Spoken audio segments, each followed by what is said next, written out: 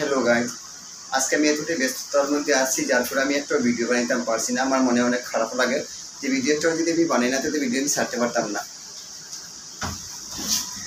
Video বানাইতে আসি ও আমার সামনে হয়ে গেছে গিয়া। এমনি আজকে একটু ভিডিও বানাইতে পারতাম, আমার দুঃখর কথা আমি কইতেছিলাম, এখন তো এবার আইসা দেখানে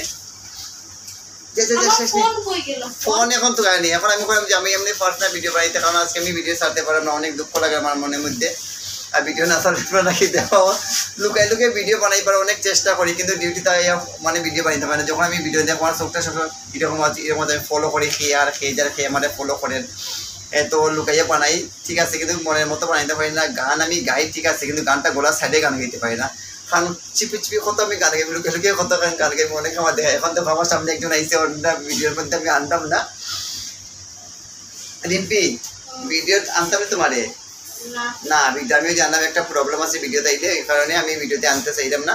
এত ঠিক আছে, আপনারা ভালো থাকুন, সুস্থ থাকুন। আমি যে ভিডিওটা ছাড়লাম হয়তো আপনারা ভিডিওটা অবশ্যই দেখবার, আপনারা লাগে আমি ভিডিওটা অনেক কষ্ট করে বানাই।